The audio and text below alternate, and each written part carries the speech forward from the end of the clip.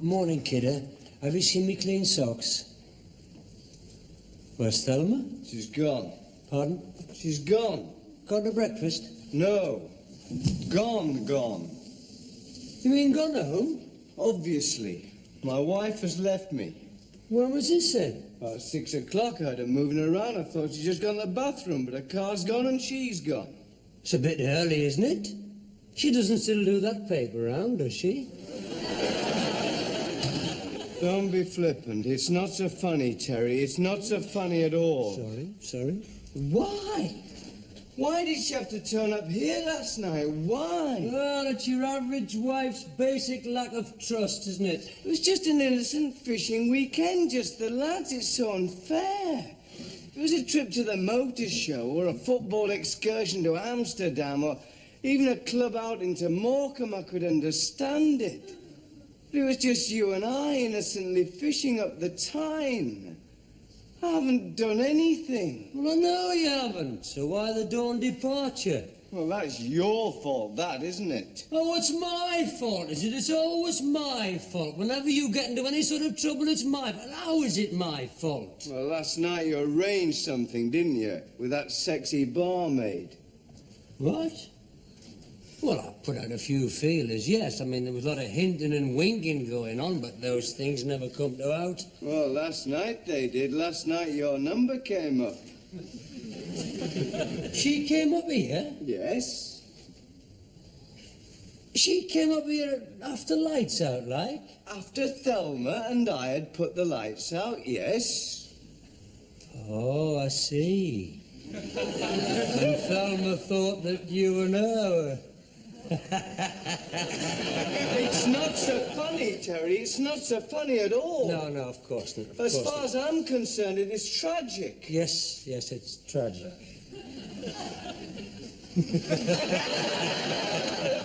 It is not a laughing matter, Terry. My wife has left me because of your nocturnal rendezvous. You mean to say that barmaid actually... Well, I never... It is tragic. Thank you. Tragic for me? What a waste! A golden moment lost forever. Typical of my rotten luck. Well, what about my luck? If it wasn't for bad luck, I'd have no luck at all. Well, don't worry. When we get back, I'll go around and see Thelma and give evidence on your behalf. No, you don't. That'd be fatal. You'd only convince her of my guilt. This is something that only I can handle. I don't want your help. I don't want your advice. This is something I ought to sort out on my own. Fine. Good. Right.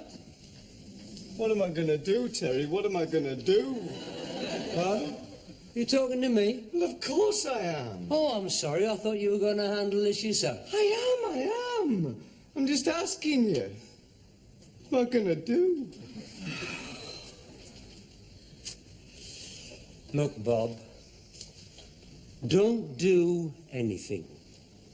Sometimes it's better if you don't try to explain things. If there's a crisis, you just walk straight through it as if it wasn't there. It's a question of attitude. It's a question of mind over matter. I don't follow you. You remember Malcolm Price?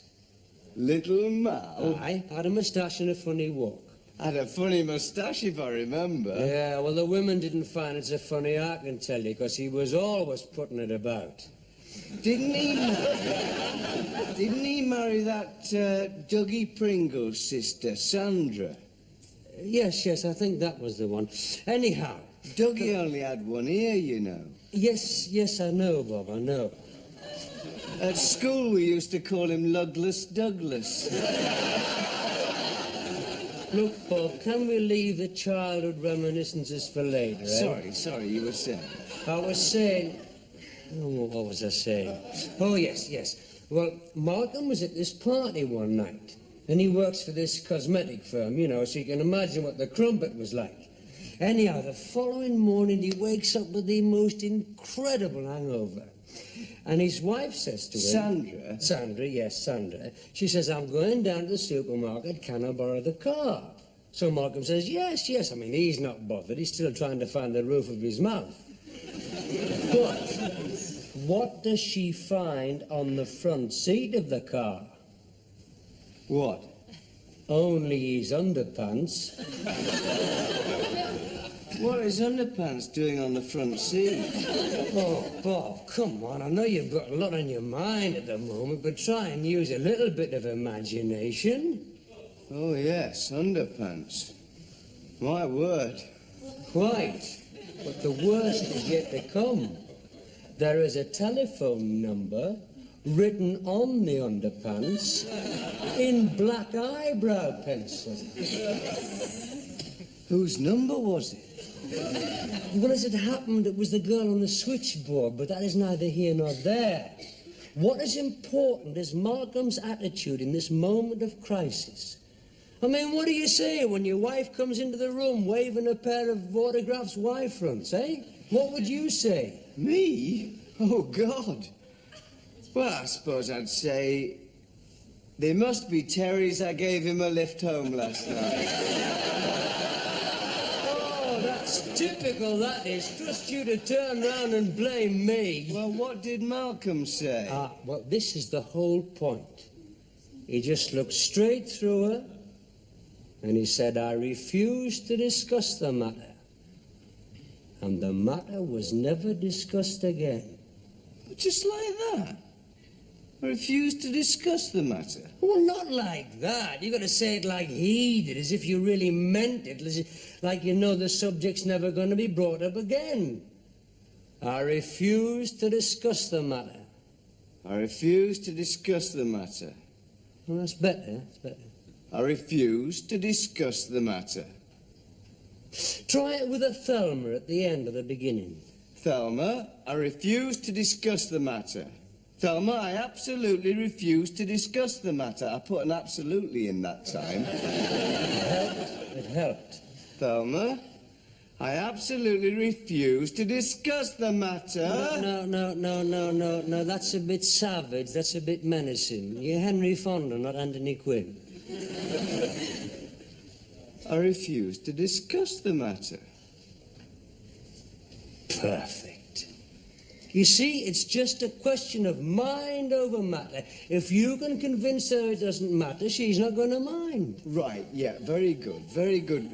Point taken, convince her. Mind over matter. Right. Good lad. But you'll come in with me, won't you? Oh, yes, if you like. On the way, we'll get her some flowers or some chocolates or a big fluffy teddy bear from that shop in Blackett Street. Bob, man, you're innocent. Good God, man, you know the laws of marriage as well as I do. And one of the first principles is presence equal guilt. Right, yeah. Good thinking, Terry. Right, now, I'll finish my packing. You do yours and I'll see you downstairs. Right, okay. Terry? Oh, now what? Hey, that barmaid, what did you arrange? I mean, what did you say there? Get her up here, like? I refuse to discuss the matter.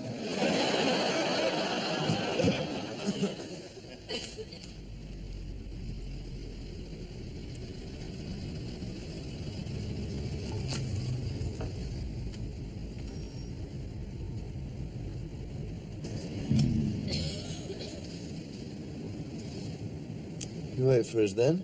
Of course I will. You can run me home when you've said what has to be said. But that won't take long, as I'm refusing to discuss the matter. Quite.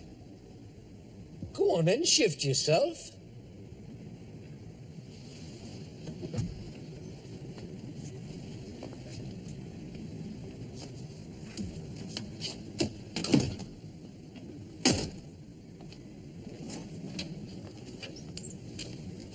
Thelma, where are you going? To my mother's. Why? What do you expect me to do after last night? Ah, Thelma, about last night, I refuse to discuss the matter.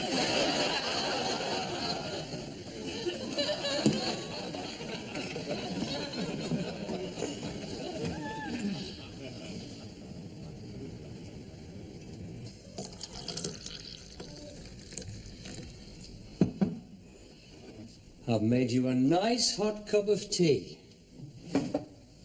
She's left me. Now drink it while it's hot. I never had a I chance didn't put any sugar in, because you don't take sugar in tea now, do you? She's left me. She hasn't left you for long. Well, how do you figure that out? Case was too small. You're such an expert, you, aren't you? I should never listen to you in the first place. Should have bought the chocolates or the flowers or the teddy bear or all three. Fatal. Well, what, pray, could be more fatal than this? Bob, this is just another fence in the steeplechase of marriage. You'll get over it. But what is important now is how you behave. Now that is critical. You know, I'm sick of your tuition, master bloody mind. The reason I get into critical situations is because I keep using you as a marriage guidance counsellor. You, whose own marriage ground to a halt in a matter of months. It's only natural for you to be like this. Go away, leave me alone. It's only natural for you to want me to go. Me, who's the only person who can help you through this situation. Will you stop being so understanding? Because it does not become you. It does not become you. It's only natural for you to lose control. I understand. All right, since you're going to tell me anyway, what would you do in this situation? Oh, well, I would never have got into this situation. Letting me wife leave me, I'd have left her. Well, I would have left her if I'd known she was going to leave me. Well, it's a bit late for that now, isn't it? As I say, it's what you do now that matters. What do I do? Nothing. Nothing. Nothing. You do nothing. Going round, ringing her up, apologising, sending flowers, all that is fatal. You just pretend you don't give a rat's. Just relax, man. My wife has left me. I don't give a rat's. More champagne. Relax. This is the lowest point in my life. My marriage is in shreds around me. Come on, Bob, man, it's early days yet. Going back to their mother, they all do that, don't they? You've got your whole lives in front of you. You're just at the dawn of your disasters. You know, at times like this, you really are a great help, Terry. I like to think so. Come on now, drink that tea while it's hot. All right, is it? Yes, it's very nice, thank you. It's lovely. Good, good. Don't you think I should go round there? Definitely not. That's what they expect of you, and if you don't, it confuses them. They don't know what to do. The ball's in your court, kidder. It's your advantage.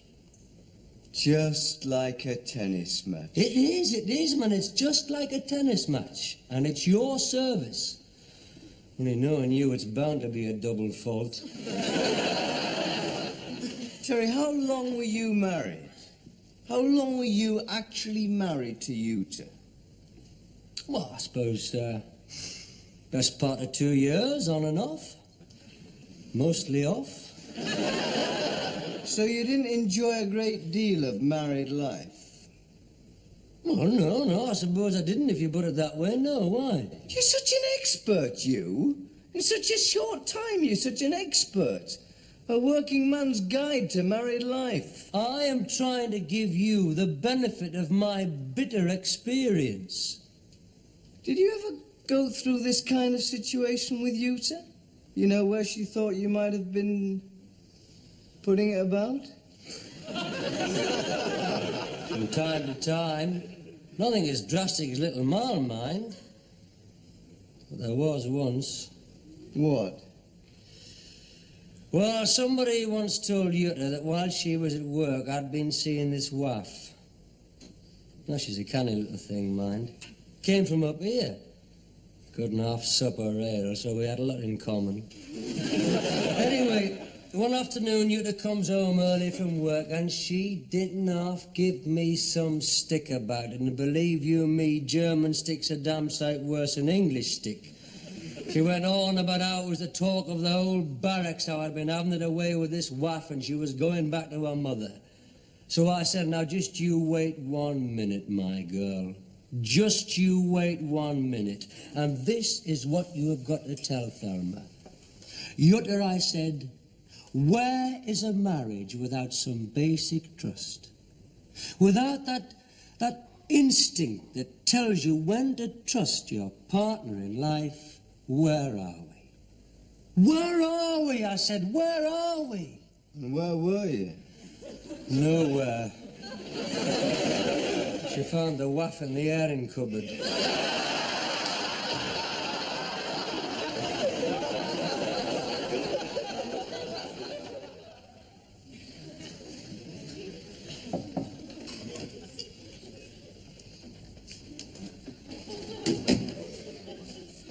There you are.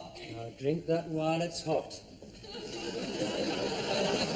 Thank you. I'll put some sugar in, because you must have sugar in cocoa. I thought she would have rung. No, not when they're at their mother's. No, 'cause she'll be stopping her like you're stopping me. Bob, I am not stopping you from ringing Thelma. I am advising you. Oh, pretty strong advice. Every time I move near the phone, you threaten to rip it out the wall. She'll be back tomorrow. Perhaps. Anyway, you've got me here. Me and little Norman. Well, Norman makes it worse, really, 'cause he smells of Thelma's cologne. Why? He's a bit like that, is he? Will you be all right in the spare? Is it Ed? Yes, I've slept in worse places than that. Appreciate you staying. It's the least I could do. I suppose you'll be sitting next to the phone all night, guarding it. Bob, I know that your natural instinct is to want to ring up Thelma, knowing she's only 2 penneth away. But that is what she expects. And sometimes if you do something that is unexpected, it gives you the edge on them. Remember Ronnie Oliver? Why, quiet, lad. He married that Janet who was a bit... Yeah, it always was. Funnily enough, she once went out with Douglas Douglas. Yes. So I heard. More than he did, poor lad. Yes. The point is, when Ronnie found that she had been seeing this car salesman, his reaction was very surprising. Yeah, if I remember from the Northern Echo, he went down the garage, dragged the salesman through the car wash, then threw him through the showroom window. Exactly. But that was not like him. He wasn't happy doing that. But he did it for the sake of his marriage, and what was the result? 3 months for assault and battery. Yes, but when he came back, she hardly dared raise her voice to him. Few of us did. And as long as you get me point, it sometimes pays to do the unexpected. Do you think it'd be a good idea to throw Thelma through a plate glass window? Not at this stage, no. Now, you get yourself a good night's sleep. Thanks, Terry. You know, I've been thinking, Bob, when you and I were going through our crisis, we might have been able to patch it up, you know. Save our marriage. If only I had a friend like me. There's no answer to that.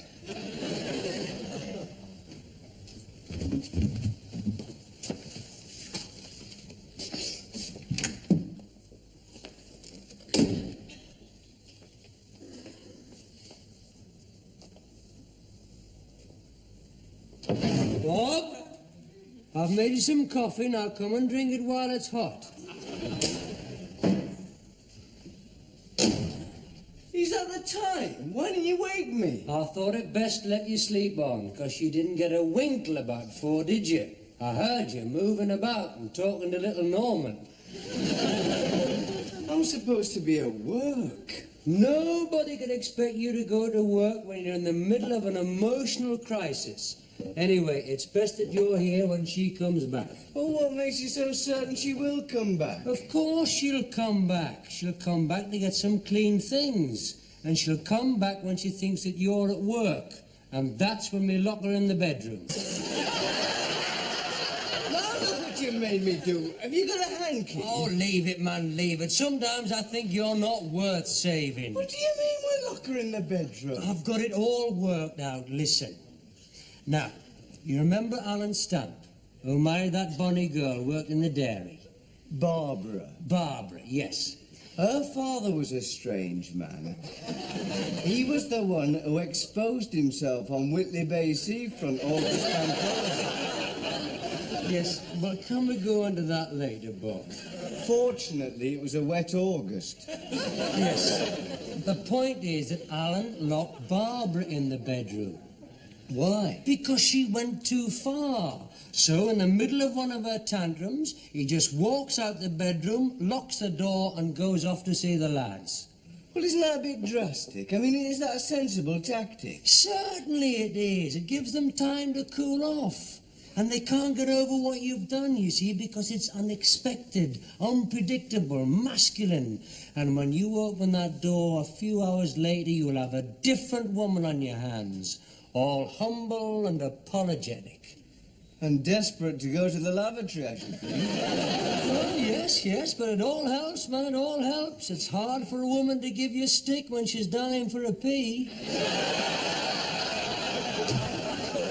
think that's very dodgy. Not at all, Kev. It's the old caveman bit.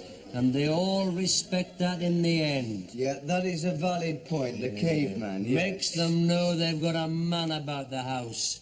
You remember Vin Welsh? In the greenhouse. Aye. With that... It's Thelma. I told you.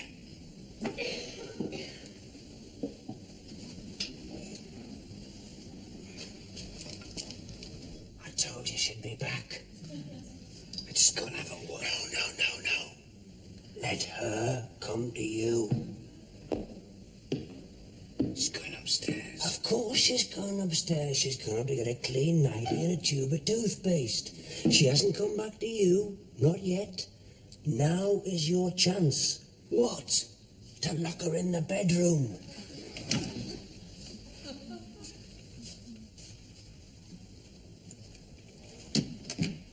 Go on then, go on. Well, I just think. Bob, she is your wife. This is your house. This is where she belongs. If you lock her in the bedroom now, she can't go back to her mother. And if she does, this whole thing could drag on for months. Yeah, that is a valid point, Terry. Caveman. The caveman, yes. I just think I'm on.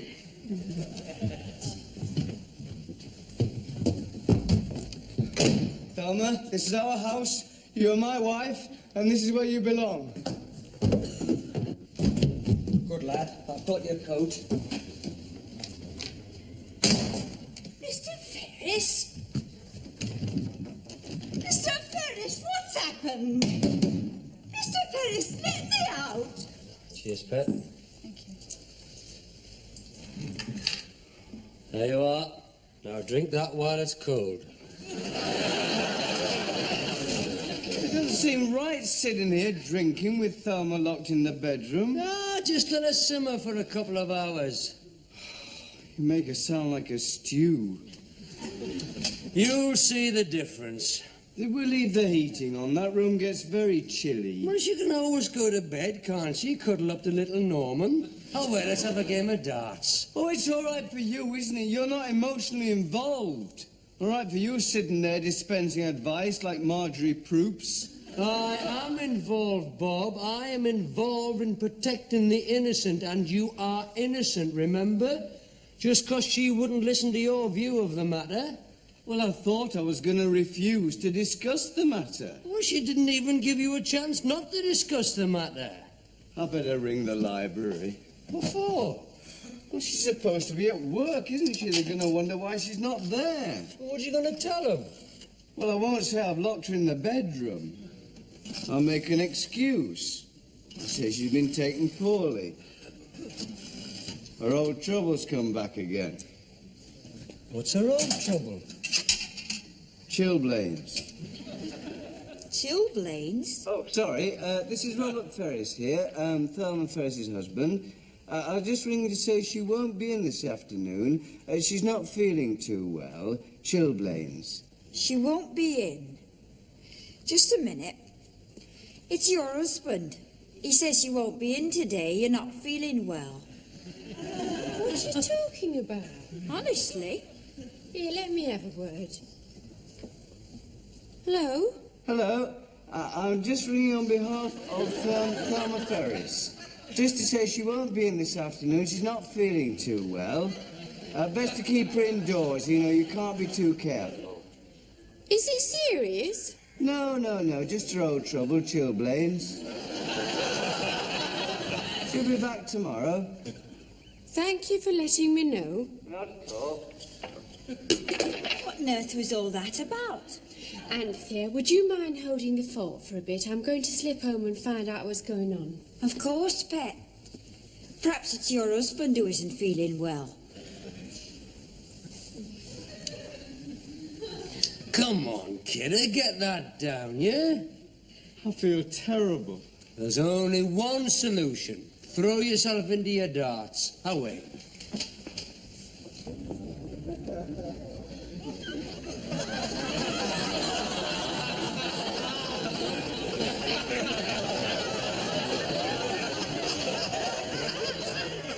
What on earth's going on? Apparently, Mr. Ferris locked some woman in his bedroom.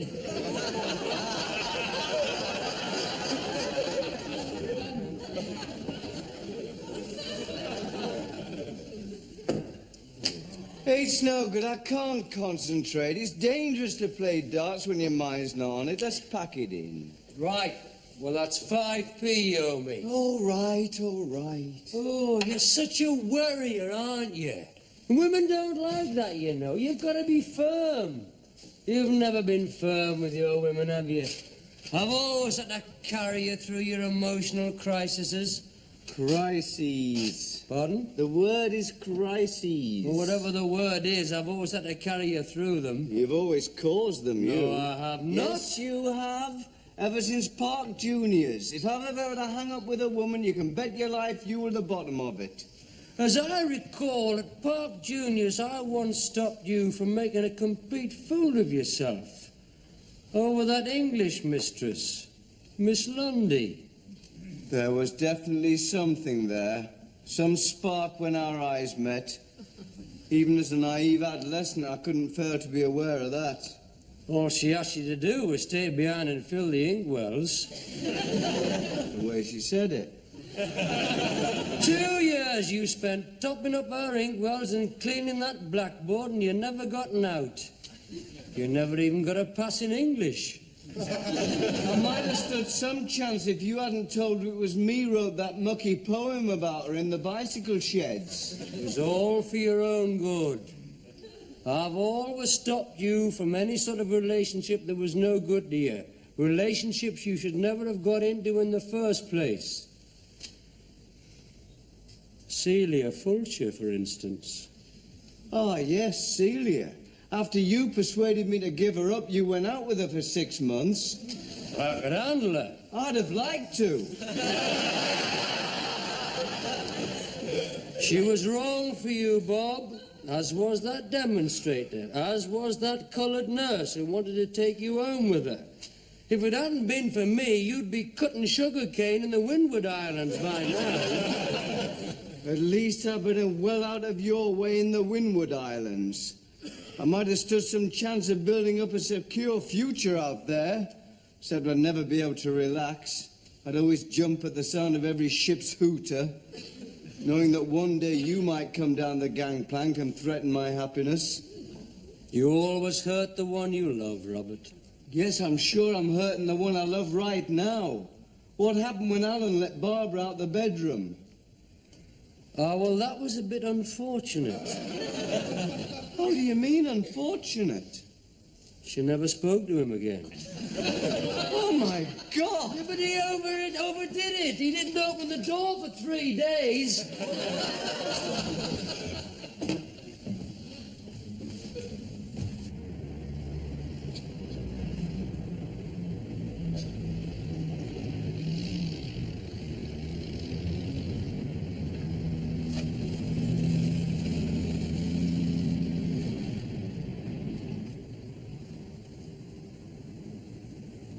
Go on, then. Well, are you coming in with me? There's some things a man has to do on his own. You were with me when I locked her in the bedroom. Yes, but I don't think I should be when you let her out the bedroom. What are you going to do then? Well, I'll just sit here while you make it up. You can have a cuddle and a cup of tea, and then you can run me home. She leaves me again. And Thelma can run me home.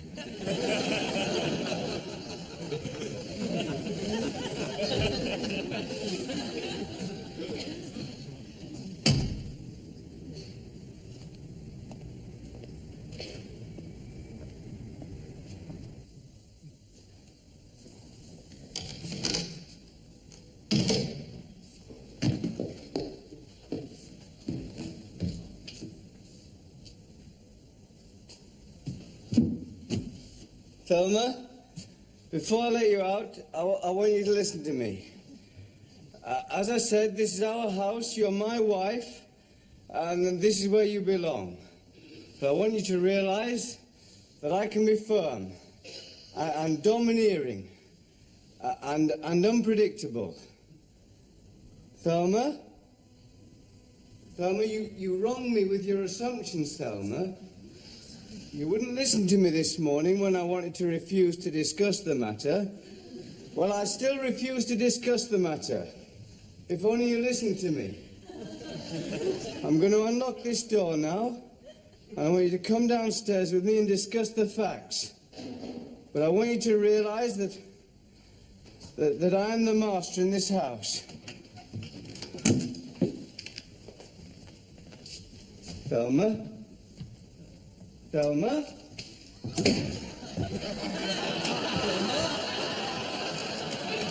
I've always thought there was insanity in the Ferris family. Thelma? I've always put down your absent-mindedness to a sort of lovable eccentricity, Bob.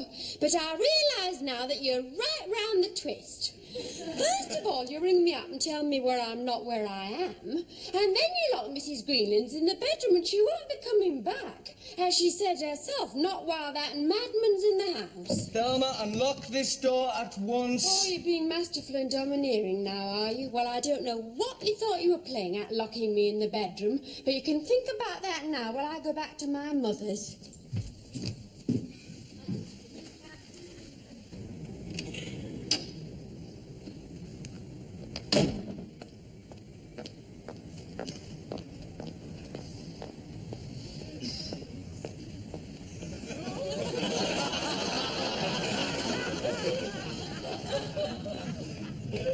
Let me out, Thelma. Thelma, let me out.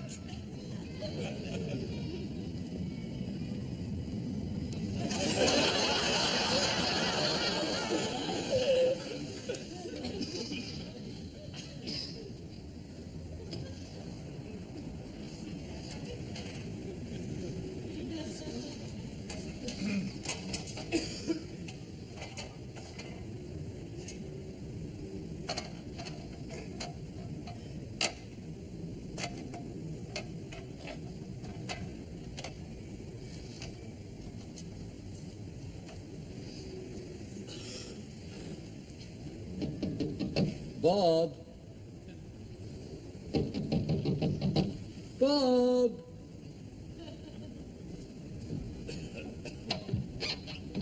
What? Do you think you could make it onto this? Don't be silly. I'd break my leg if that ladder slipped. But I'd be holding it. Quite. How's the locksmith arriving? Sometime. He didn't say when exactly. You ring for an ambulance? Why? 'Cause you'll need one when I get hold of you. Now, Bob, it's only natural for you to abuse your most loyal and valued friend. Here, take this. What is it? I made you a flask of Oxo. Now drink it while it's hot.